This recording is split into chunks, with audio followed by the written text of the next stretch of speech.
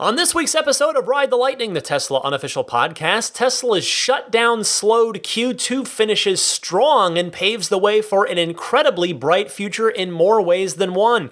Plus, Tesla's in-house battery project might be a key ingredient in the upcoming Plaid Model S.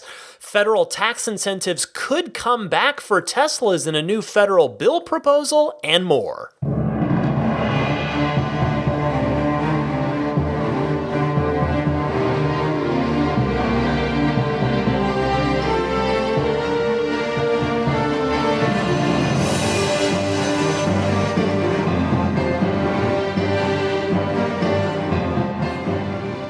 Howdy friends, Ryan McCaffrey with you for episode 257 of Ride the Lightning, the Tesla unofficial podcast, this one for July 5th, 2020, which means I want to say a happy 4th of July to all of my American listeners. I hope you are having a safe and enjoyable weekend. I'm recording here actually on the 3rd of July, and a bit early. I was lucky enough to have the day off today, so taking advantage of it by getting the podcast done and out a little early to the Patreon supporters who are with me at the early access level or higher. Plus, that also frees up my evening. But really want to see Hamilton. I never saw it in live as the play, and it's on Disney Plus now. So I think the family and I were talking about trying to check that out later. But yeah, it's good to record in the afternoon for once. I've just had lunch. Maybe not quite a typical 4th of July meal, but I can say it was pretty American. I had, if you're from the Midwest, which I am not, but I have many friends who are, those friends speak highly of a place called Portillo's, and they have hot dogs, they have a bunch of different food, and one thing, they have an Italian beef sandwich that just sounded incredible. I'd actually never had one. So I saw a friend of mine mention that they do mail orders where they'll just basically like vacuum seal everything in a cooler and they'll just ship it out to you and you make it at home. So they're okay, well, why not? I'll take a shot at this. And wow, it's good. It's very good. It's the preparation's pretty easy. It is impressive. And I have to say, because I was confident going in, because I've done mail order with one other Chicago food. I don't know if there's great like Jersey, East Coast food that you can get shipped out too. I have ordered Taylor ham before. That's Taylor ham. If you don't, I'm not even going to get into it. It's a whole other story, and I've got a lot of Tesla stuff to talk about. But I've ordered Lou Malnati's deep dish pizzas, mail order too, and my goodness, and I've been to the Real restaurant in Chicago. It's exact at home, and I think it's because of the oven. You know, you don't need like a coal-fired oven or a any kind of special oven. The deep dish just heats right up like it just came out of the restaurant, and my goodness, is that good. But anyway, food aside, I mean, hey, food's a big part of 4th of July weekend, so hopefully you don't mind me taking a couple minutes to maybe make you hungry talking about good food.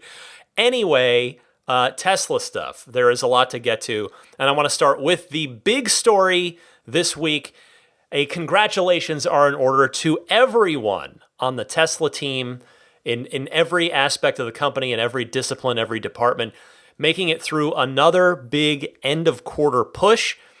Elon had sent out a company email prior to the end of the quarter on June 30th, which Reuters obtained, and it said, quote, "Breaking even is looking super tight.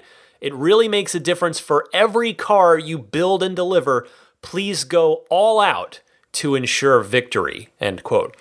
And while we don't know yet if it's ultimate victory, ultimate meaning a profitable quarter, and thus inclusion on the S&P 500 by way of this would be the 4th consecutive profitable quarter, and they already meet all of the other criteria, but it is a victory in that the delivery numbers that we did get are absolutely worth celebrating, and they are a victory unto themselves. Tesla reporting, quote, "In the second quarter, we produced over 82,000 vehicles and delivered approximately 90,650 vehicles, which, if you're curious, is 2% higher than a Q1 of this year. And it is down from Q2. It's down year over year by about 5,000 over Q2 2019. But nevertheless, an incredibly impressive accomplishment given how long the factory, the Fremont factory, was shut down at the beginning of Q2.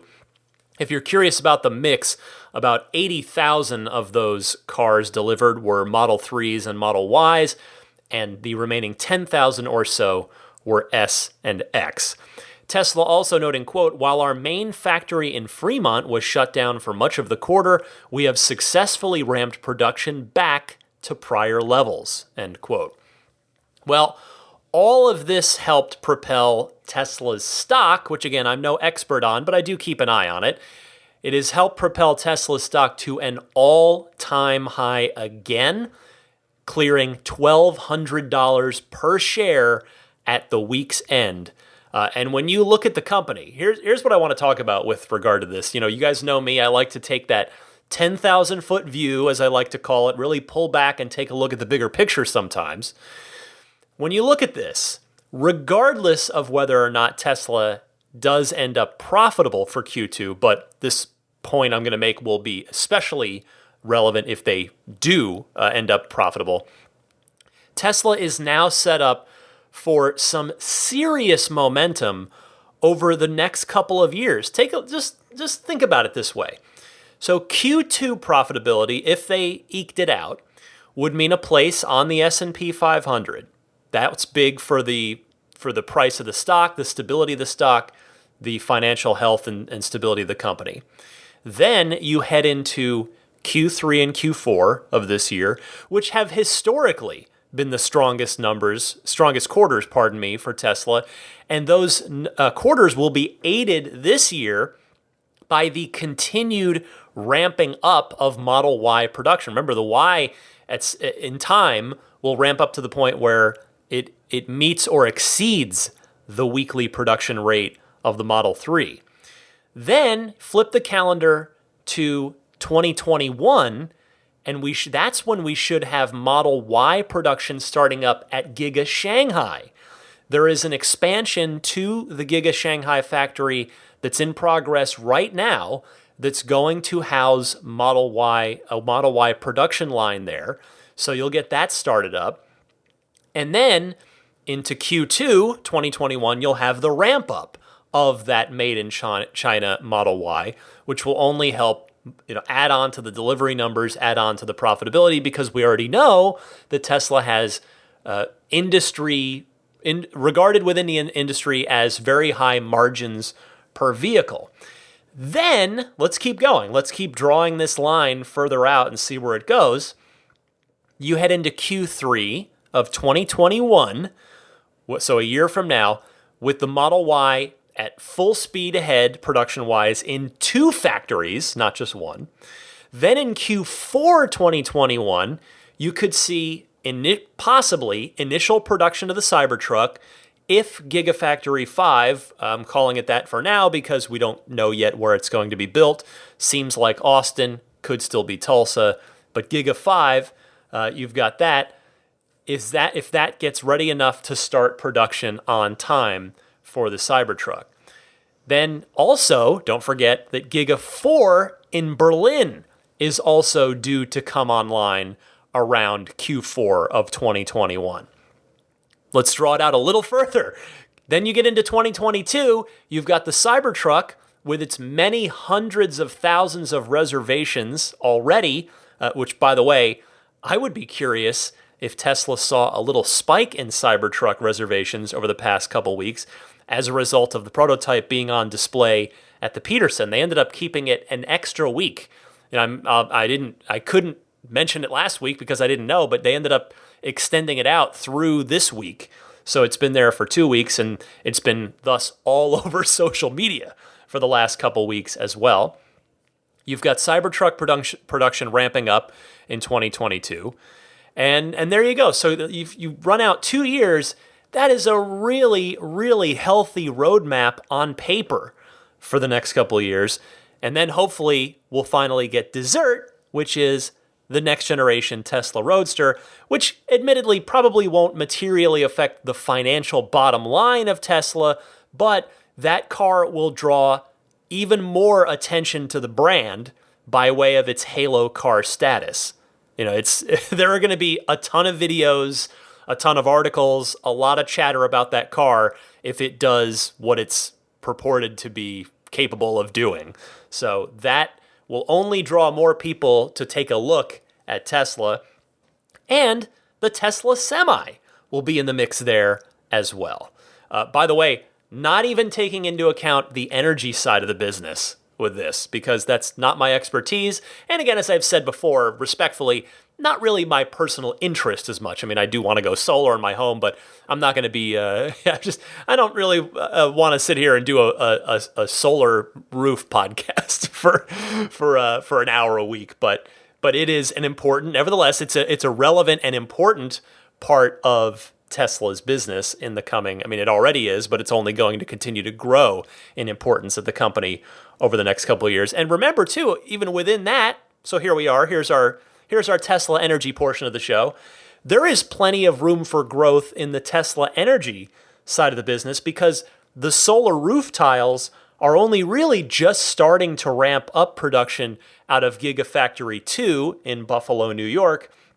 And also, very recently, in the last week or so, the solar panels just went down in price and up in efficiency at the same time. So they got cheaper and better at the same time, which will only help spur more people to choose Tesla to go solar. So really awesome stuff in the near term and in the semi-long-term future for Tesla as well.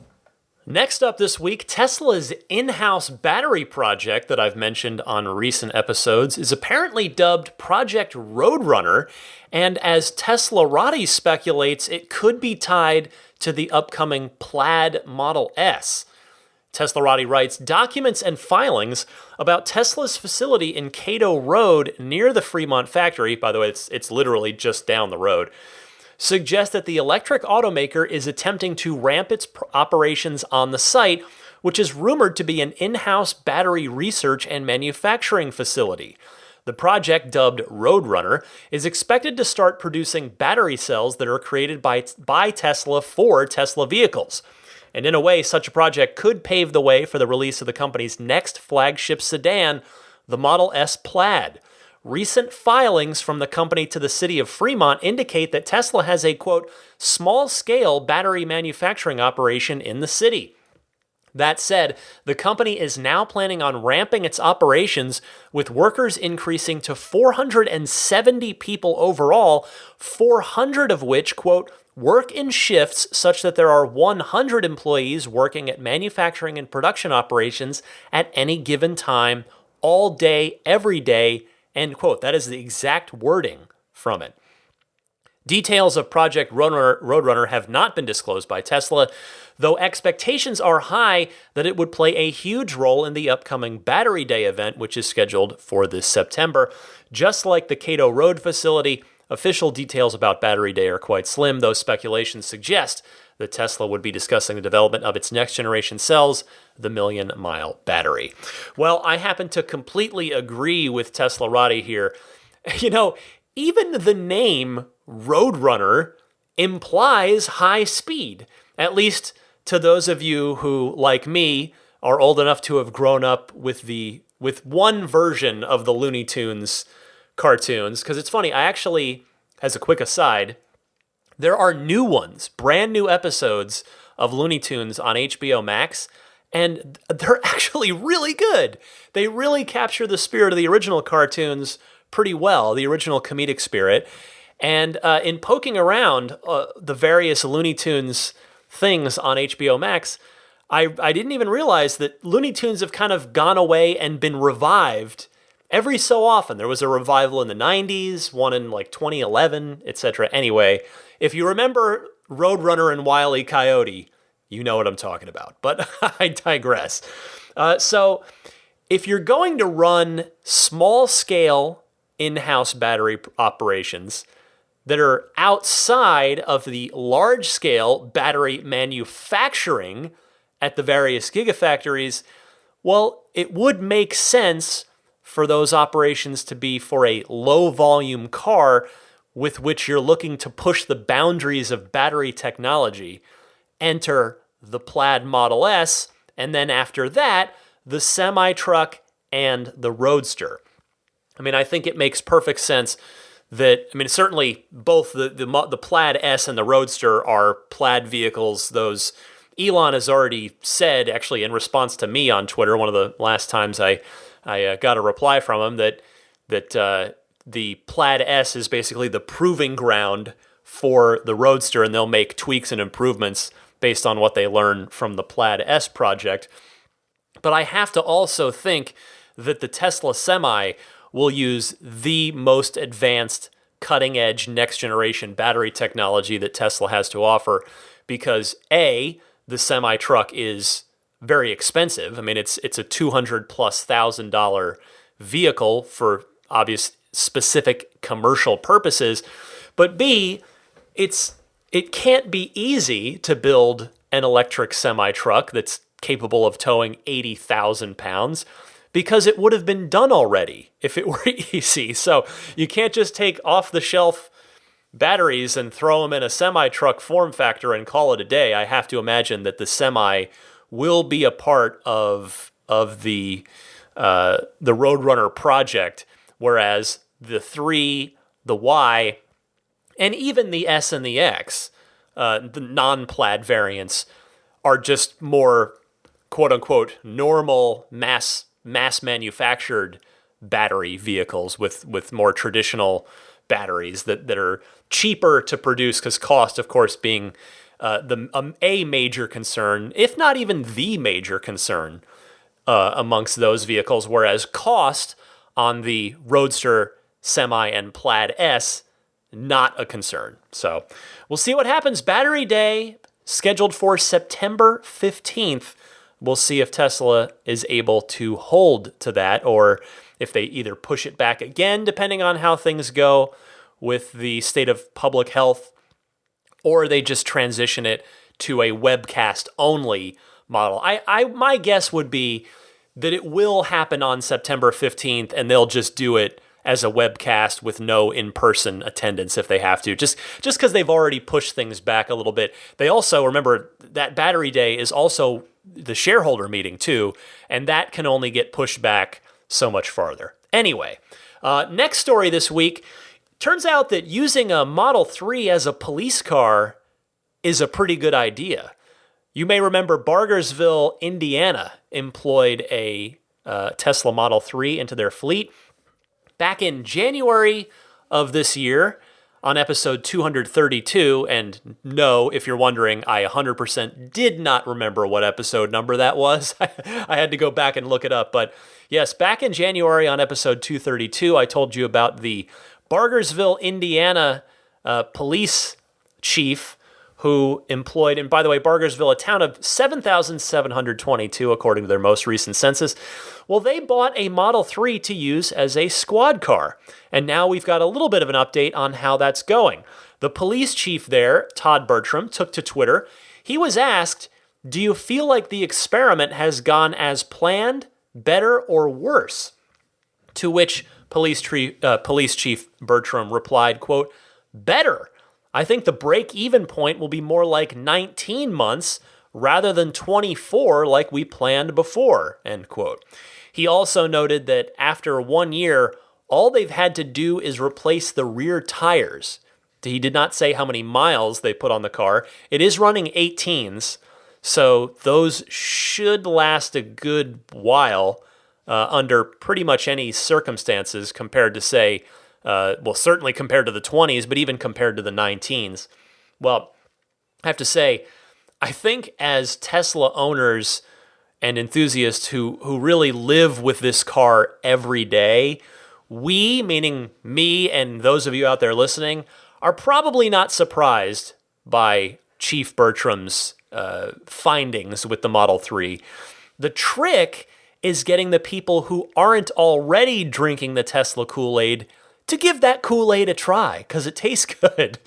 So, I'll say the same thing that I said when I first reported this story back in January. I believe, especially now that it's gone well, better than expected, he says, I think word's going to get around here. Chief Bertram is going to talk about this with his counterparts in other towns, other cities. Word will get around, particularly, again, with it going even better than what he expected it to how he expected it to go. So I think other jurisdictions are going to follow suit. You're going to see more and more Model 3s pop up.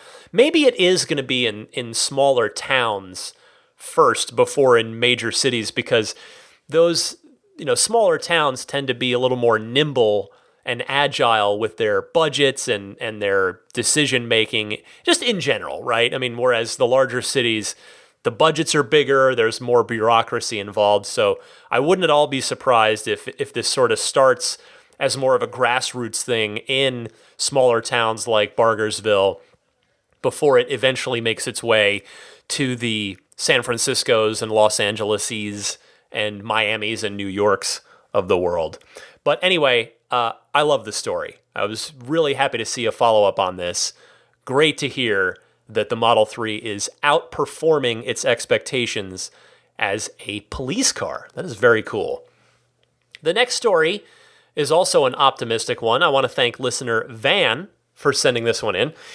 Tesla could get federal tax incentives back on the table for their customers if a massive new green energy bill proposal happens to pass.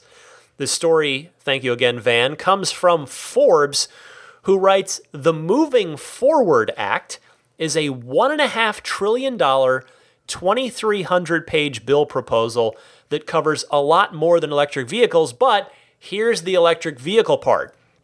First, support for developing an electric vehicle charging network, and second, getting more of those EVs onto the road by, quote, supporting widespread adoption of zero-emission cars, vans, and buses through tax credits for purchasing vehicles, supporting zero-emission vehicle manufacturing, and deployment of publicly accessible electric vehicle charging infrastructure, including underserved communities, according to a fact sheet put out by the House Democrats behind the bill. The Moving Forward Act also wants to make sure the U.S. electric grid is capable of handling more EVs and promote EV manufacturing in the U.S. Keep a close ear on this part. It would also increase the cap on an automaker's federal EV tax credits up to $600,000, which is 3 times higher than the current $200,000 credit limit, and it would create a new tax credit for buyers of used electric vehicles up to $2,500 or 30% of the sale price. The bill also would require at least 75% of any new vehicles purchased by the United States Postal Service to be electric, and install EV charging stations at each post office open to the public by 2026. Well, the used thing, I want to start there real quick because that could really help drive growth, because Teslas and other electric vehicles, they are trying their best, but they are still a little on the pricier side compared to a similar gasoline-powered car. I've talked in recent weeks, the million-mile battery could be the tipping point. The whatever Tesla's going to talk about at Battery Day, maybe Tesla's finally got the economics on it, the cost per kilowatt hour down to a point where that'll start to turn. But generally speaking, gasoline cars, the equivalent gasoline car is a little bit cheaper than an electric vehicle. You make up the difference over time with an EV, but you do still tend to pay a little bit more upfront. So offering a tax credit for buyers of used electric cars could be huge, because that means, let's say, if your family decides to trade up to a Model Y or a Cybertruck, then you could take, you sell your Model 3 to maybe another private listing, another family buys it, somebody buys it, and maybe you're selling it for, let's just say, $35,000 for your long range. I actually haven't even looked what the going rates are for used long range Model 3s, but just again, purely hypothetical example, don't quote me on this, but $35K, and then they're able to get a $2,500 credit on top of that. That does make a significant difference on welcoming in a new vehicle that's electric instead of having to buy a secondhand gasoline vehicle. Just it'll help get more gasoline powered vehicles off the road. So this is a good thing. Now, as far as the new car purchases and upping the cap on the federal tax credits to 600,000 vehicles sold. Remember, that's, of course, in the United States. Tesla sells a lot of cars, but they're not all sold here in the United States. I'm not sure how that would impact Tesla if this passes, since Tesla ran through their 200,000 credits a while back now. I mean, would every United States Tesla buyer who bought a Tesla last year in 2019, who got a partial credit, would they get sent a check to make up the difference retroactively? Would 2019 and now 2020 buyers simply be out of luck, and it was just a gap that they missed, and then this new bill, if signed into law, would just pick up from whenever that bill goes into effect? I'm not sure, but either way, it would be great for Tesla, and of course, as I said, for EVs in general. And speaking of which, I want to touch on that third bit as well, about the United States Postal Service vehicles. Converting that fleet to electric makes so much sense. Those cars are basically just intra-city. They are stopping and going all the time, and the gasoline versions just are sitting there idling a lot. And because an electric vehicle is more efficient in that stop and go scenario versus a highway scenario versus constantly moving. So EVs are really kind of built for that purpose. They would excel as postal carrier vehicles.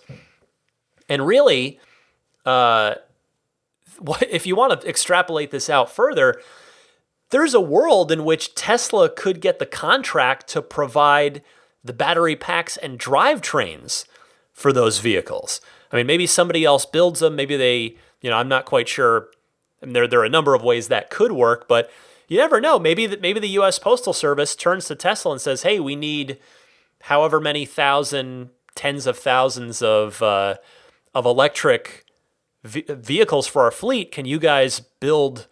Can we use your battery packs and drivetrains because your cost per kilowatt hour is so low? We can buy them cheaper from you guys, and we know they're good. And of course, the drivetrains are good too." Like that's entirely possible. In the early days of Tesla, their business did involve selling drivetrains to buyers. They had a partnership with Daimler, and they provided. If you have Mike, that was a firework. I hope. If you heard that on mic, I'm not sure. Anyway, if you're in Europe and had an electric smart car, the little tiny city car, that drivetrain, and this would have been the late 2000s, like 2007, 2008, 2009, that was provided by Tesla. And then here in the United States, I believe they were only sold in California, but I know I have a lot of California listeners. If you had a RAV4 electric from, again, about the same time, late 2000s, that was a drivetrain provided by Tesla as well. So anyway, that part about Tesla getting a contract to supply this would just be me daydreaming at this point, but why not?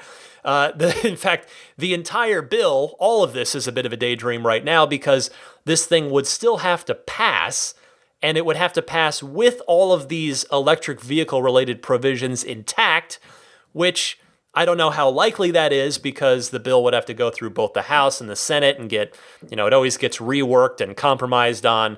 But I will say that I am certainly rooting for the Moving Forward Act, or at the very least, I'm rooting for the electric vehicle-related pieces of it. Finally this week, a couple of interesting tweets from Elon. First, it seems that Tesla is looking to get the word out even more about the Cybertruck, even though 6 months ago it was like one of the most searched, highest trending things on the internet. Well, look for that to quite possibly happen again. The reason is Tesla is going to take it on a cross-country drive. That is the intention as stated by Elon. Ride the Lightning listener Michael Hodges asked Elon, bring a Cybertruck to the East Coast? We need a glimpse. And Elon replied, sure, we will aim to do a cross-country drive with Cybertruck later this year. End quote. Well, realistically, this will accomplish at least two things for Tesla, two good things.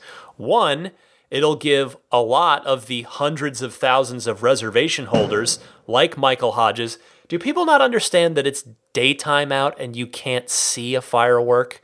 It's 3 o'clock in the afternoon, people. Get it together. Anyway, it'll give a chance for listeners and people like Michael Hodges out there, Michael, hi, to see the Cybertruck. And trust me, from personal experience, I've had the privilege, it is insane to see it in person. Pictures, I mean, this seems to apply to all Tesla vehicles, that it looks even better in person than it does in pictures and videos. But it's especially true of the Cybertruck because, I think in large part because of the stainless steel. Like the stainless finish, it really is something to behold in person versus, like, you really kind of see the difference between a stainless finish and a paint finish. But obviously the shape of it, also the size of it, because I can pretty much guarantee you, at least for those of you who, like me, haven't owned a truck before and have not been a quote-unquote truck person to date, the Cybertruck is much bigger than you think it is. At the reveal event, they were giving rides. You could also get a ride if you wait in line for the Cybertruck ride, which I was lucky enough to get. And then they were also giving rides in the P100D S and X as well. And at one point, I'm standing there waiting for my ride, and I had kind of a good angle on the. Anyway, you could see as the Cybertruck would come back around from its test ride loop that it was the X parked there. The Cybertruck dwarfs, and I mean dwarfs, the Model X. And the X is a big vehicle.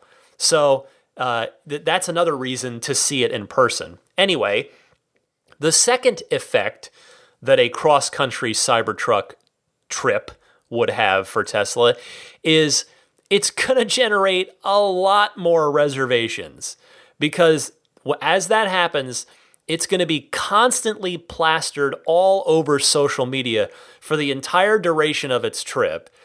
And so that will drive more interest. And then also the people that do go see it in person and I'm very confident in saying will be impressed by it in person, they're going to tell their friends, they're going to tell their family members, and it's just going to lead to even more reservations. You can book that. I'm very confident in that prediction. I will say, though, speaking of predicting, I am not necessarily super confident that the trip will happen, quote unquote, later this year, just in the sense of we kind of have a lot of public health uncertainty right now, and also the weather will get cooler and winterier as the year draws on. So, I mean, I don't know what Elon means by later this year. It might be September, in which case that would be a great time to take it cross country. But if it starts to get into October, but especially even November, December, that could put a damper on things. Now, that's not to say that the Cybertruck can't handle winter weather. It's designed to, but given that the November, December kind of towards the end of the year would be really winter weather for a lot of the country, it could just end up making more sense to wait for nicer weather to come back around before you take the Cybertruck out on tour. But we'll see. Finally, a couple of supercharger updates from Elon as well. He says, quote, major supercharger increases are underway for the greater Los Angeles area. I see the pictures and I hear the stories that all of the in-town superchargers in LA are just constantly packed. A lot of times you're waiting in line. So that is good to see Tesla addressing that.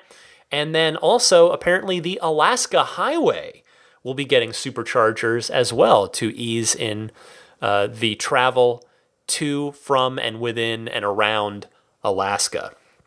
Well, that does it for this week's Tesla news, but stick with me. I'll be right back. I've got a ton of your great phone calls lined up.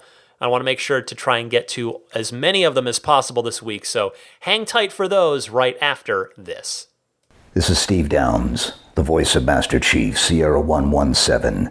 You're listening to Ride the Lightning, the Tesla unofficial podcast. You know, that Cybertruck looks a lot like a warthog, doesn't it? Master Chief, out. All July long, Ride the Lightning is brought to you by Connect Coolers. Perfect for summertime here. It is the only hard cooler custom designed to fit your Model 3. It fits perfectly right in the rear trunk well, and it's perfect for road trips, heading to the beach, and everything in between. It features a Tesla-inspired design with responsive handles and thicker insulation than industry standards for superior thermal performance. It's made in the USA, and Connect ships for free anywhere in the US or Canada.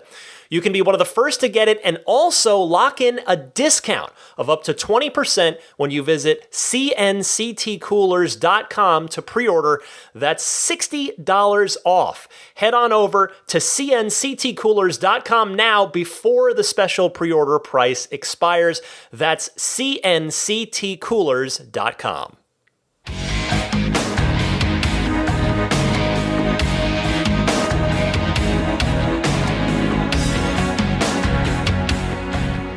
Welcome to the Ride the Lightning hotline, where you can call in with your Tesla questions, comments, etc.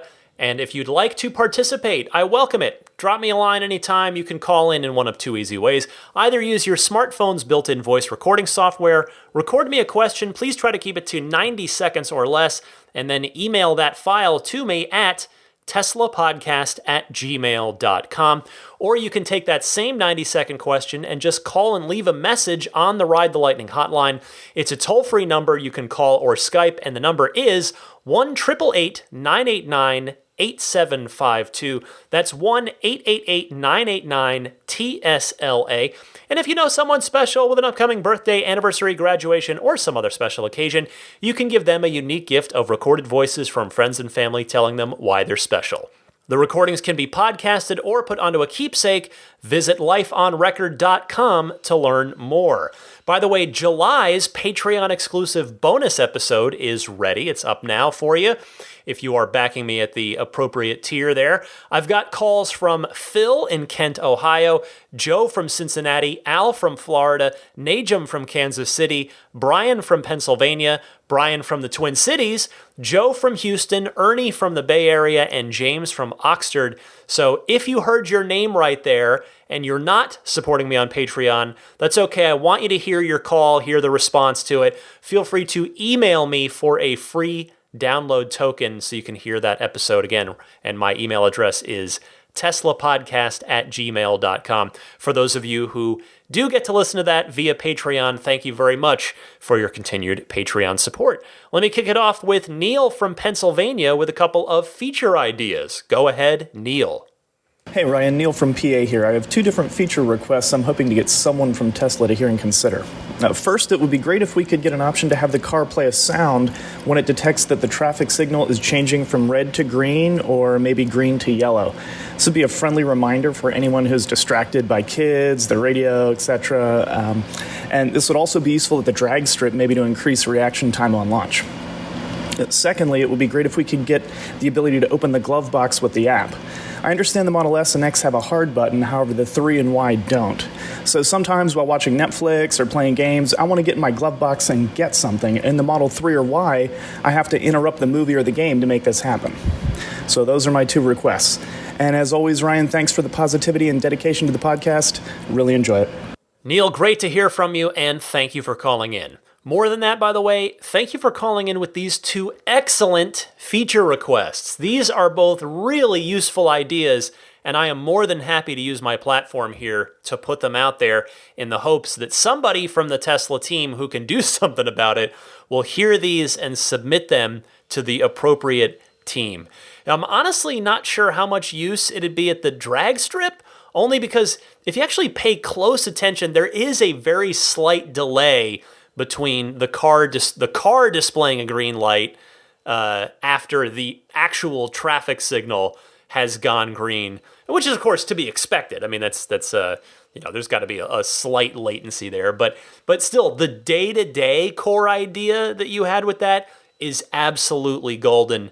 Thank you again. Najum from Kansas City is up next, wants to talk about a troubling Tesla report from JD Power. Go ahead, Najum. Hey, what's up, Ryan? This is Najum calling from Kansas City. I hope it's not cheating to leave 2 voice messages in such a short period of time. I'm going to read this post posted on CNET's Instagram. Tesla ranks dead last in JD Power initial quality survey. JD Power measures rankings based on problems experienced per 100 vehicles. The lower the score, the better. When it comes to Tesla, the firm recorded 250 problems experienced per 100 vehicles, well above the industry average of 166. Let me know what you think about that. Take care. Najum, I did see that, so yes, let's talk about it. The Verge reports, quote, according to the JD Power Initial Quality Study, which measures vehicle quality in the first 90 days of ownership, Tesla cars suffered 250 problems per 100 vehicles as reported by customers, compared to an industry average of 166 problems. Land Rover was the second worst performing brand with 228 problems per 100 vehicles. Dodge and Kia were tied for the top rated brand with just 136 issues per 100 vehicles. Tesla receives a special call out in the list because the survey doesn't cover all 50 states. However, increased sales of the Model 3 allowed JD Power to collect enough data to measure quality for the first time. Quote, unlike other manufacturers, Tesla doesn't grant us permission to survey its owners in 15 states where it is required, said JD Power's Doug Betts. However, we were able to collect a large enough sample of surveys from owners in the other 35 states, and from that base, we calculated Tesla's score, end quote. Well, for me, it goes back to what I said to the caller last week or the week before about their Model Y order, and that is, Tesla does need to get better about this. There's no doubt about it. The satisfaction is high with the cars, which is why Tesla can keep right on rolling, but they definitely do need to improve initial quality. I can't argue with the survey on that. I mean, I certainly had a laundry list of things with my car. There's still a couple things I'm not thrilled about that were there from the jump on my car. I don't love the car any less, but these are things that Tesla does need to improve in various just fit, finish, and etc. kind of stuff. So hopefully that's something that Tesla is going to prioritize. I mean, I totally get that getting cars out and getting gasoline cars off the road, that's the mission. But you don't want to undermine the mission by ultimately developing a reputation in time, not saying today, but you don't in time want to develop a reputation for being a low quality car, a car that's going to have issues right out of the gate after you buy it. So hopefully Tesla is on top of it. Joey Donuts next from Crown Point, Indiana. Go ahead, Joey. Hey, Ryan, this is Joey Donuts from Crown Point, Indiana. And I just had a thought about how cool it could be if and when we do get the capability to be able to get a live feed of the car's cameras, that we could combine the live view of the windshield camera to the smart summon feature. So as we are telling our cars to come meet us somewhere, we would be able to be like a second pair of eyes to make sure that there's nothing in its path that it might collide with, or maybe even have the ability to tag that object if it's a stationary object, so the car will know to take a different path or maybe attempt to go around that object. Also, it would be a cool way to check up on our cars if it ever gets to the point where we are able to have the car drive by itself and meet us across the country or wherever, and we could check in on it via the live feed to make sure that it's doing all right, or see if maybe it happens to be stuck at a train or stuck behind a car accident, and maybe that's why the car hasn't moved in a while. Just something like that where we can kind of check in on it every once in a while. Anyway, just some things that I happen to think about that are probably pretty far down the line if they ever do even become possible, but I just thought it'd be pretty cool. Also glad to see that the baseball season has finally been announced, even if we can't go and see our teams in person. Still great to have baseball back. Love the podcast and stay safe. Thanks, Ryan. I like that a lot, Joey. You could get a first-person perspective, so to speak, or I guess first-car perspective from your Tesla in both that short-range and long-range use case. That would definitely be both practical but also entertaining.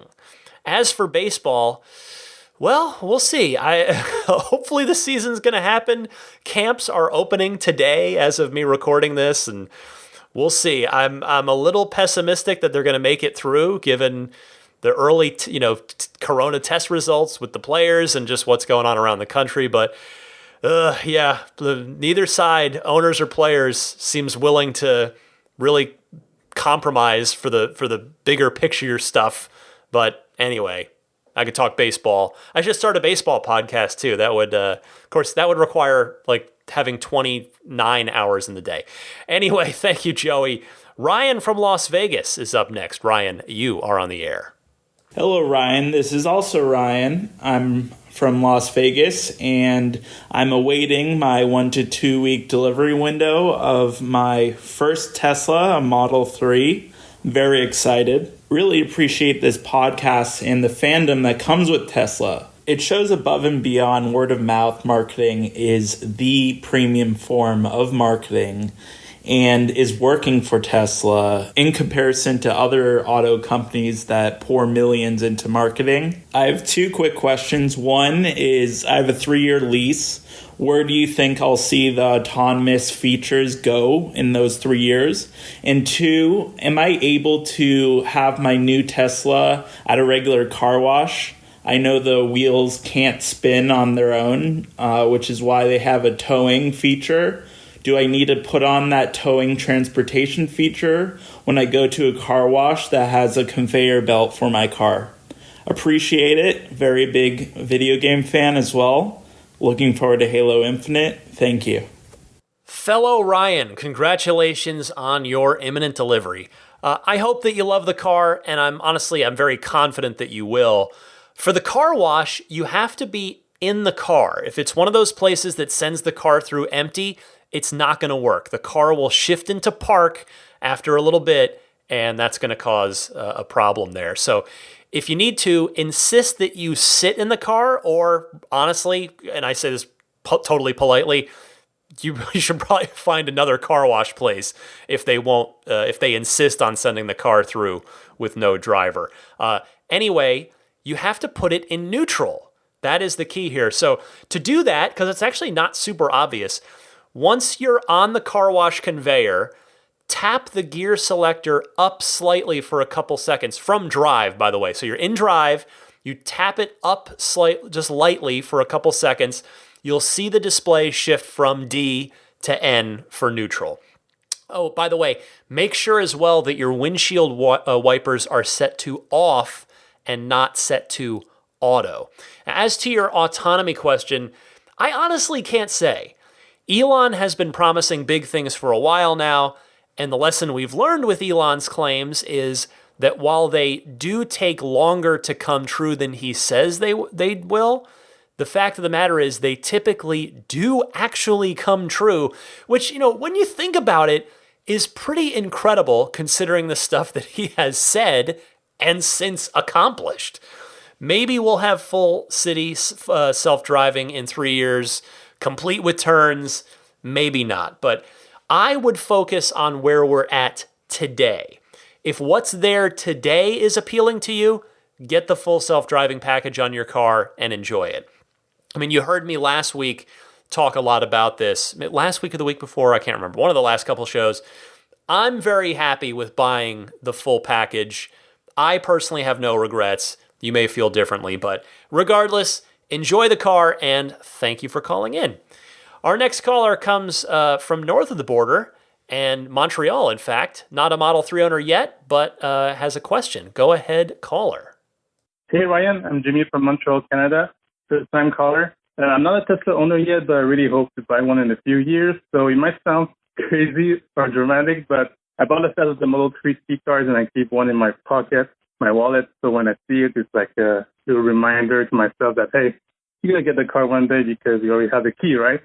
So anyway, my question is about the future upgrade of the Model 3. You mentioned not long ago that the Model Y got some cool improvements with the door handles, like to break the ice, the heated charging port, and the heat pump. So do you think those improvements will appear on the Model 3 since they share so many parts together and the Model 3 keeps on getting better and better? So I'm asking this because we have harsh winters here, and I'm definitely concerned about that. So yeah, thanks. I love the podcast. You're my main source of information when I'm too lazy to search online. So I look forward to every episode.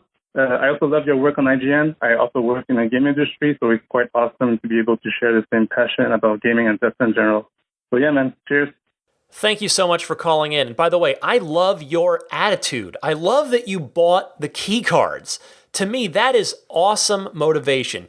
You will get that Tesla. I know it. That's the kind of like motivating attitude it takes. I love it. To your question, I would think so, and I would have assumed so, but you may remember a month or so back, I played a clip from an interview where with Elon, I should say, where he was asked that very question and said, and I'm paraphrasing here, that Tesla has other bigger priorities.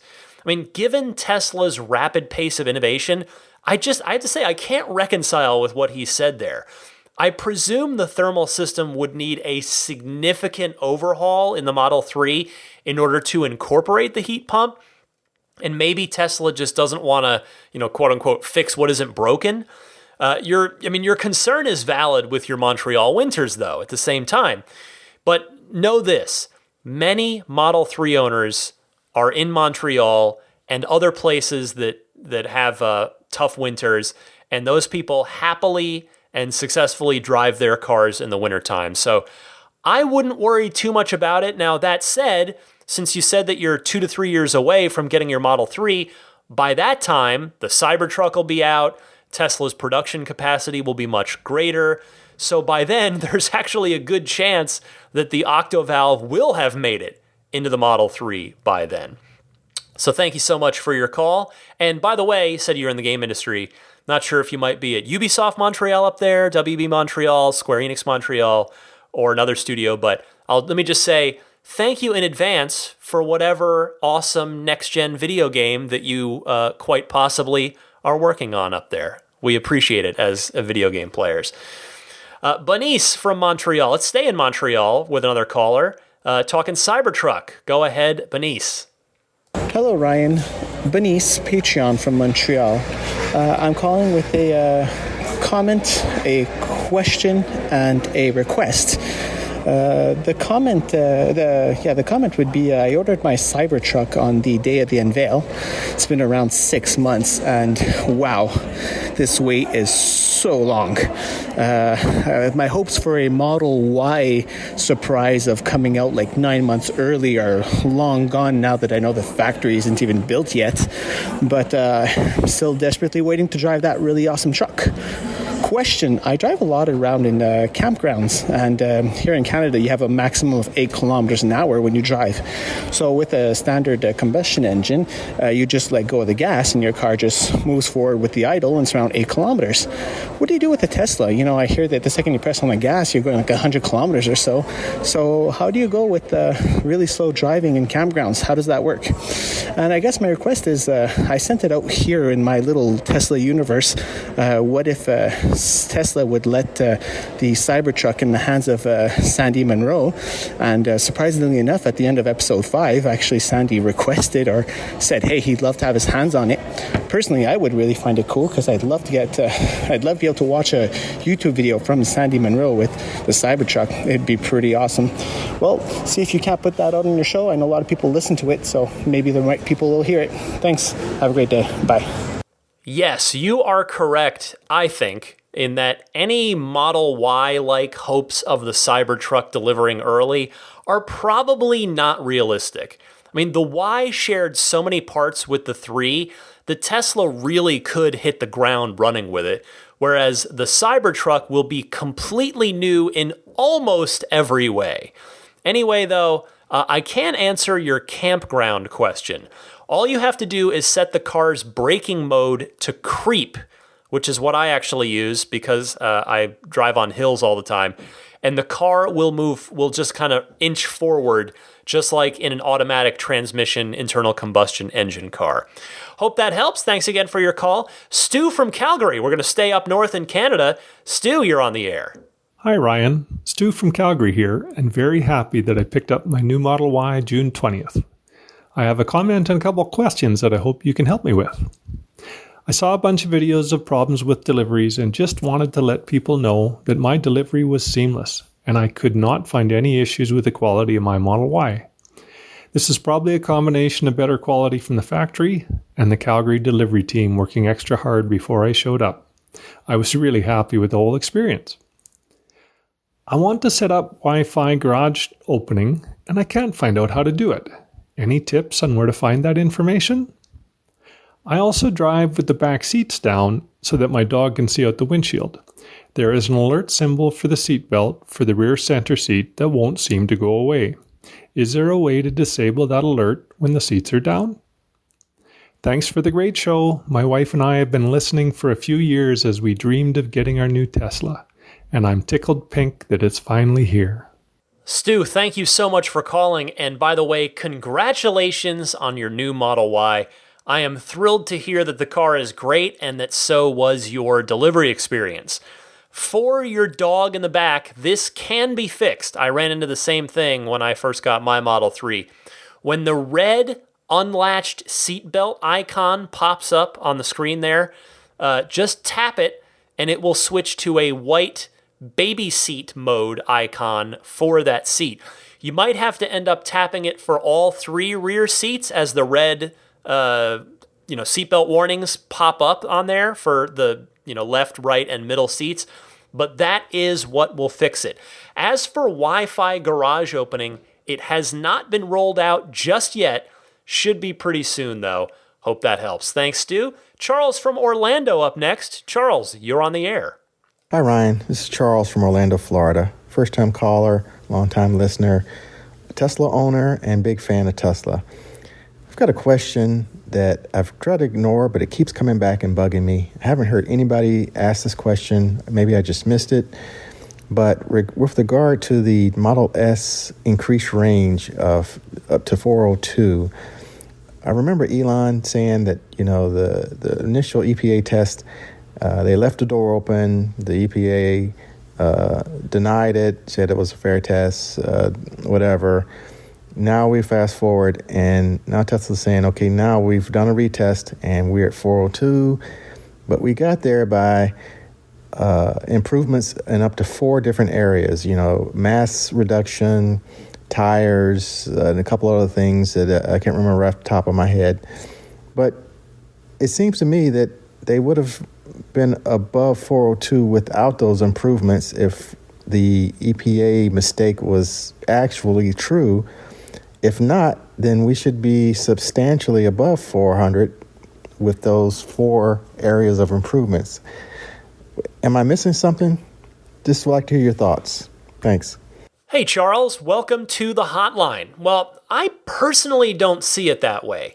They've taken every single ounce of improvement to the efficiency of the car and eked out the 402-mile rating. Because remember, this is a car that was 335 miles on the same size battery pack at the beginning of 2019. It's between chemistry improvements, more efficient motors, and then everything else you mentioned as well, and that Tesla mentioned in their blog on top of that. It took all of that together just to barely sneak over the 400 mark, but I think it's pretty darn impressive considering, again, they're not physically putting in more battery capacity. It's still the same 100 kilowatt hours. We'll have to wait for the Plaid S for them to go above 100. But anyway, thank you so much, Charles, for calling. 2 more calls this week.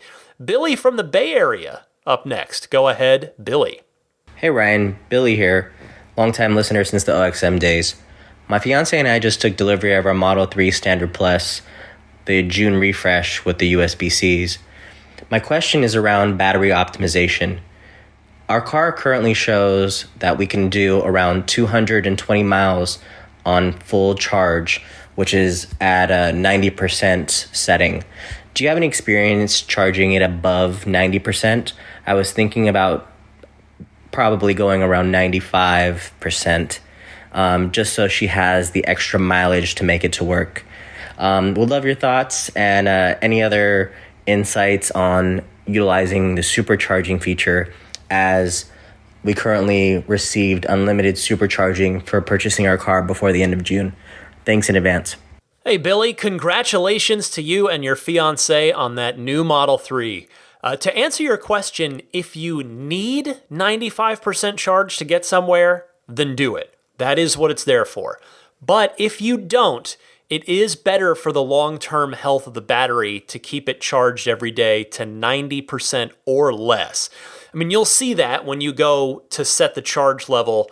You press the lightning icon or the battery icon on the screen, and then you'll see that Tesla has that recommended window that you keep it between 50% and 90% charging for your normal needs. But again, by all means, if you need that 95%, take it. And if you dip below 10%, the car will make it abundantly clear that you're getting low, and it's going to be easy to see just how you're doing. So don't worry too much there. The key is to not leave it under 20%. You can go down and use that much juice if you need to, but it's not healthy to leave the car at a low state of charge like that for very long. Generally speaking, the bottom line is drive how you need to, but if you can, keep the battery between 50% and 90% whenever you can. Enjoy the car.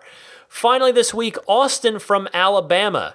Last, certainly not least, looking for a little bit of advice. Go ahead, Austin. Hey Ryan, Austin from Alabama here. So I've been thinking a lot about the Austin Gigafactory, and I'm really rooting for it to be there because I plan to go to UT Austin in 2 years. I'm currently a junior in high school. So I was wondering if you or any of the other listeners knew if there are any internship or part-time opportunities for people in college at the other factories like in Fremont and in Nevada, and if so, you think that maybe there will be some for people in Austin, because I'd be really interested in joining the team. Thank you so much for your time and this amazing podcast that just gives us a great hour of information and fun a week. And please give Daisy the Boxer some pets for me. Austin, thank you for calling in, and yes, I will pass along those pets for Daisy. She is not in here at the moment. She's gone to lay somewhere else, maybe outside or in the living room.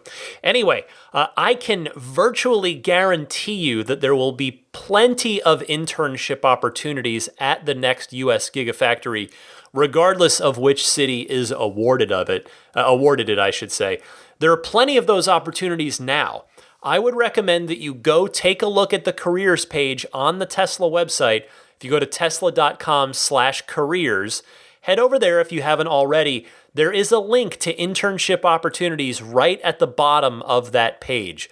Also, I think it can't hurt to start prepping your resume now if you haven't already been doing so. I know it's I sound old, but back when I was in high school, they did have us work on resumes like as part of class in maybe junior or senior year. So anyway, hopefully you're already working on it, but if not, I would definitely recommend investing some time in that. Work with your parents maybe, or another adult who's been through the job process before that can help you really punch up and tighten up your resume.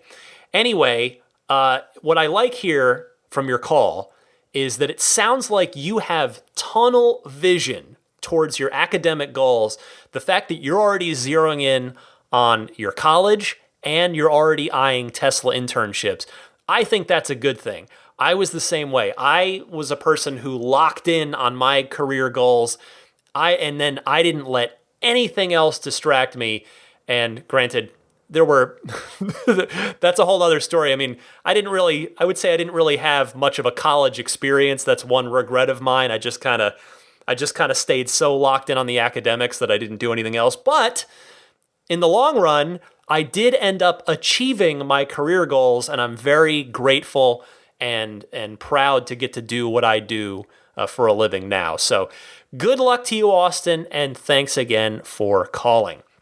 All right. Again, if you've got a question, comment, Tesla-related discussion topic, please do call in. I would love to hear from you. I gave you the call-in information at the top of the segment. But stick with me. I've got your pro tip of the week and some more items to wrap up with right after this.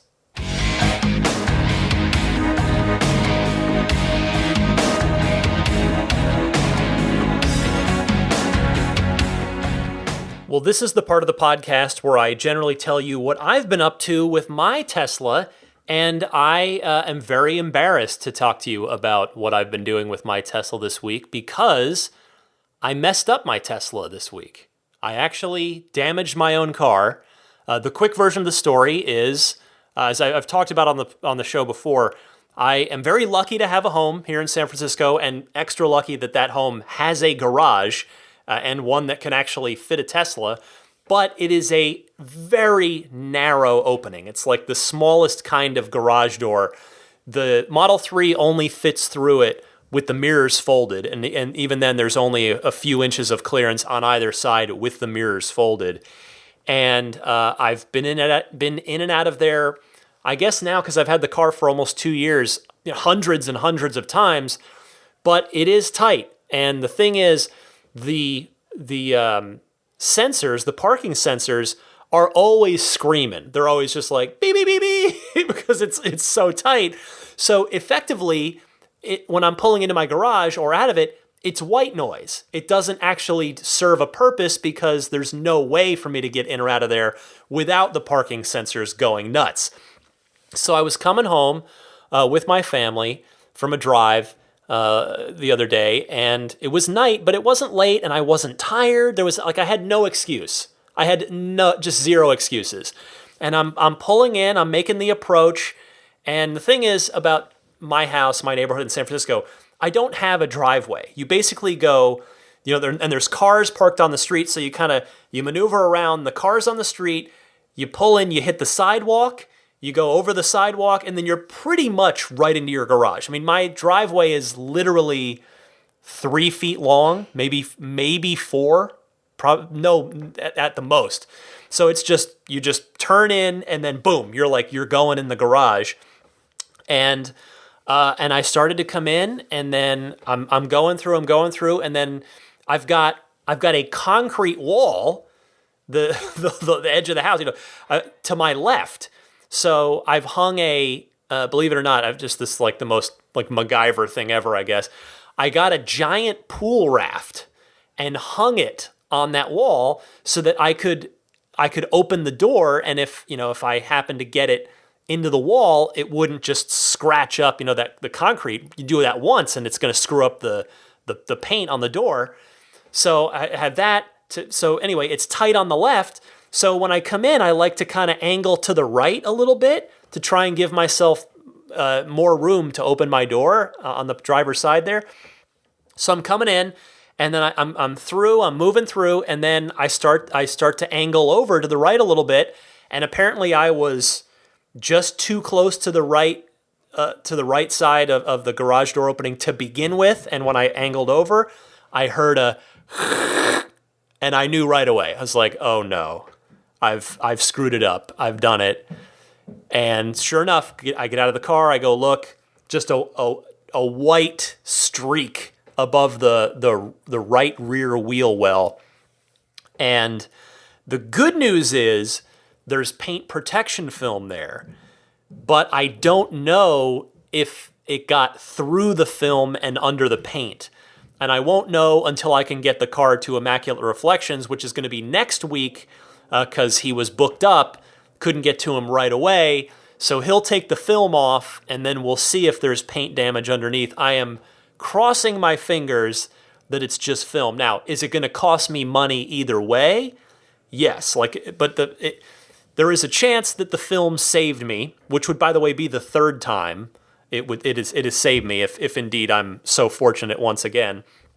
But I would rather pay to replace film than pay to repair paint, because of course, especially with the multi-coat red paint, just any of the multi-coats with Tesla, it's tougher to match the multi-coats from paint repair. So I would much rather have intact, pristine, original factory paint and just have to replace paint protection film. So keep your fingers crossed for me on that one. But it's like I have nobody to blame but myself. Nobody else did this to me. I just screwed it up. And I'll tell you, I'm not even mad about it. I'm just so profoundly bummed out and disappointed in myself. And believe me, I know there are far greater concerns in the world right now than my car. But hey, just I worked so hard to be able to get this car and afford this car, and I waited so long for it, and I saved up so long. So it's the most expensive thing I've ever bought. So it does matter to me, even though again I know that globally speaking it's not the biggest problem on the planet. But in any case, I should hopefully have an update on that in time for next week's show, and hopefully I'll have good news. Anyway, and by the way, the one other interesting note I just wanted to pass along, on that same trip home, just prior to screwing up my own car, I saw a very rare sight indeed, here, at least here in the United States. I saw a right-hand drive Model S. It drove by me on the freeway, and I went, I think I saw a steering wheel on the right-hand side. And my wife was like, what? No. How could you have seen that? No. So I zoomed up to get alongside the car. And I knew right away that I was like, I think I'm right, because it had the MFG plates, the manufacturer's plates. So it was a Tesla vehicle, a company vehicle. And sure enough, it was a P100D Model S, right-hand drive. And the employee was just cruising up north on Highway 280 North. And I just thought that was really interesting to see. For those of us here in the United States, outside of postal vehicles that are often right-hand drive, we don't see many right-hand drive cars, particularly Teslas. It's very rare to see right-hand drive Teslas here. So that was pretty cool. Anyway, time for your tip of the week. It comes from Mike in Toronto. Hi, Ryan. This is Mike calling from Toronto with a two-part pro tip stemming from an incident that happened to me last week. I was traveling up a secondary two-lane road that I've done many times before. I was in full self-driving mode, and the car suddenly, without warning, lurched to the right, and it was only by me grabbing the wheel and taking control, getting it back onto the pavement, that I avoided putting the car into the ditch, or worse yet, if a vehicle had been in that driveway colliding with the vehicle. The cause was that it had rained earlier that morning, and trucks coming out of that address, which was a gravel quarry, crossing my lane and turning southbound opposite to the way of my travel, had left a number of dark mud strips on the tires on the road, and my car mistakenly thought that they were the direction of the road. There would have been substantial damage or a collision. Two learnings from that. One is this: if this ever happens and you want to have Tesla made aware of this, what you do is push the voice dictate button, state bug report, and a chime will sound. Then briefly state what happened in the incident and the date and time. And then hopefully someone from Tesla will look into your drive log, look into the cameras, and see what happened, and take that into account in writing the software. Alternatively, if you are going to be reacting and trying to do this later, the best way is to email your nearest service location, and in the topic of your email, state bug report. And that should reach the same destination. Other than almost needing a change of underwear, no harm occurred, and I hope others will benefit by this. Thanks very much for the podcast. Always enjoy it. Listen to it every week. Thanks, Ryan. Bye-bye. First of all, Mike, I'm glad you're okay. Secondly, that is definitely something that the autopilot team should look at. It's also a good reminder not to get too lax when using autopilot. It is still, and I say that not directed negatively towards you, but as a reminder to myself and to all of us, it is still a driver assistance system, not a self-driving system, and it is therefore not perfect. And by the way, thank you for the reminder on how to submit a bug report. That's another one where I'm almost positive I've mentioned that one before, but like last week's scroll wheel tip for autopilot, it's been a long time since I mentioned it, and there are plenty of new listeners out there and new owners out there who might not have heard it or needed the reminder. So thank you for calling in. And oh, by the way, forgot the video game recommendation for the week, if you still care about that. How about Animal Crossing New Horizons for the Nintendo Switch? Another family-friendly game. That's what I try to keep most of these recommendations family-friendly. My daughter just got it as a gift, and she loves it so far. It is, I'll tell you, the soundtrack is one of the most relaxing soundtracks I've ever heard for a video game in my life. And I say that in a nice way. Like, I'm watching her play. I'm sitting there watching her play. She's showing me what the game's all about. And it's so mellow and so chill that it was like 4 or 5 o'clock and my eyes just started to close. Like, it was so nice. Like, man, I got to get this original soundtrack and just put this on when it's bedtime. But the game's really cool too. It's you're kind of on your own little island and you're like building a house and collecting animals and swimming around and exploring, and it's really interesting. It's a pretty cool game, and really, yeah, definitely good for kids, and you could probably play it with your kids as well. There is online functionality, so you can visit, like if you have multiple Nintendo Switches in the house, you can visit each other's islands. So anyway, Animal Crossing New Horizons for the Nintendo Switch. All right, before I go, I want to mention some friends of the podcast that can definitely help improve your Tesla experience. Let me start with abstractocean.com. Tempered glass screen protectors. They've got the center console wraps if you want to change the color or pattern or both of that very fingerprint-tastic scratch. What's the opposite of scratch resistant? I guess scratch prone center console, that glossy finish that the 3 and the Y come with out of the factory. So they've got the wraps that you can easily install yourself to change the look and feel there. The lighting kits are very popular for the interior lighting kits, the footwells, the frunk, the trunk, just brighten things up in there a bit. Anyway, abstractocean.com. Use the coupon code RTL Podcast at checkout after you've piled everything you like into your shopping cart, and you will get 15% off of your first order at abstractocean.com with that RTL Podcast coupon code. Meanwhile, my new friends at SnapPlate, livingtesla.com/RTL. That's the website to visit, livingtesla.com/RTL. The SnapPlate, a front license plate bracket that snaps on and off in seconds, includes the tools you need. You can keep those tools in your car, like in the glove box or in the center console, or in one of the little cubbies in the trunk, so that you can easily go grab that tool and pop it on and off as you like. You can pop it on to avoid tickets while you're parked at parking meters. You can take it off for car washes. You can put it back on for if you're you could put, or I should take it off for car shows, whatever. Anyway, livingtesla.com/RTL. The snap plate, very useful for those of you that live in states where the front license plate is required. How about Immaculate Reflections, irdetailing.com? I'm going to be visiting Immaculate Reflections this week. Maybe I'll see you there if you're booking in for some work with Jeff at Immaculate Reflections. He offers discounts to listeners of this podcast. I hope I count. I'm going to mention that I listen to this podcast and hope he gives me a little bit of a break, because he will do that for you.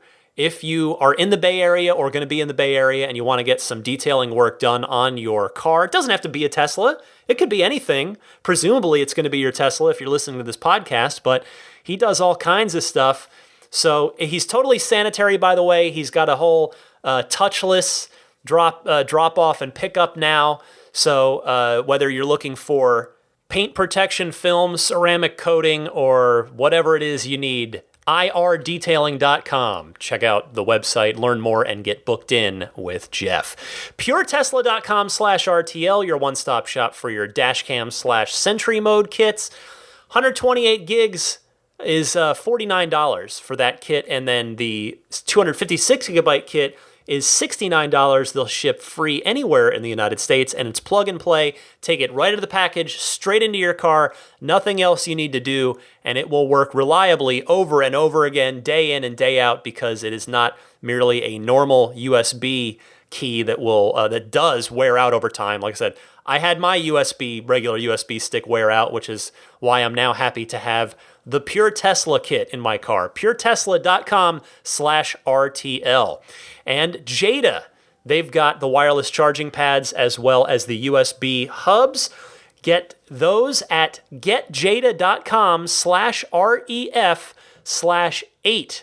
Definitely recommend the wireless charging pad, and the USB hub is pretty cool as well. Finally, I'm on Patreon, which is patreon.com/Tesla podcast. Patreon spelled Patreon. If you enjoy the podcast and you would like to support it at any level in any way, shape, or form, your support would be very welcomed and appreciated. You can find all the information there at the Patreon page. And subscribe to the podcast if you don't already. It's free to do so on all the major podcast services, including Apple Podcasts, Google Podcasts, Stitcher, TuneIn, which remember, TuneIn is in your Tesla, Spotify. I'm also on YouTube, just audio only, but if you do want to listen on YouTube, just search Ride the Lightning Tesla, and you'll find my YouTube channel there, and you can easily subscribe to it. That will about wrap it up. I want to say thank you before I go to the Patreon producers, the wonderful folks supporting at the producer level tier. That is Pete White, Wolfgang Obergen, George Cassiopo, David Brander, Jonathan Wales, Alexi Heft, Logan Willis, Robert Miracle, Jason Chalukas, Joe Edgel, Tim Hyde, Lawton from Chicago, Peter Chalet, David Vakil, Ulrich Lassa, Luke A., Eric Randolph, David Nondahl, Jerry and Mary Smith, Lyle Austin, Joel Sapp, Dory and Steve Guberman, Daniel Grummer, Jeremy, Tesla Owners Taiwan, Jeremy Harris, Rob Brewer, Ron Lee, Chris Konesnik, John Cody, Matthew Wright, Charlie Gillespie, Kaz Barnes, Neil Weaver, David Perella, Sunil Joseph, Dennis Peak, Will Stedman, Evitricity UK, Stig Mickey Jensen, Jeff Angwin, Chase Cabanillas, Richard Folkers, Matt Kalin, Trenton from Myrtle Beach, the Lydia family, Michael Regal, Mark Eversole, Ish, Ramey from TeslaProTips.com, Chris Beach, Aaron Altschul, Steve Radspinner, Jared Brown, and Jerome Streck. Thank you all sincerely for your continued support. It does mean a lot. It's cliche, but it is true. Every little bit helps. It all adds up to really make a difference in my life. So thank you all so much. This has been Ride the Lightning episode 257 for the 4th of July weekend right here in the U.S. Coming to you from San Francisco on a windy but sunny afternoon here. I hope you have a safe, wonderful, healthy, and happy 4th of July weekend if you're celebrating. And with that, I wish you happy electric motoring, and I'll see you back here next week.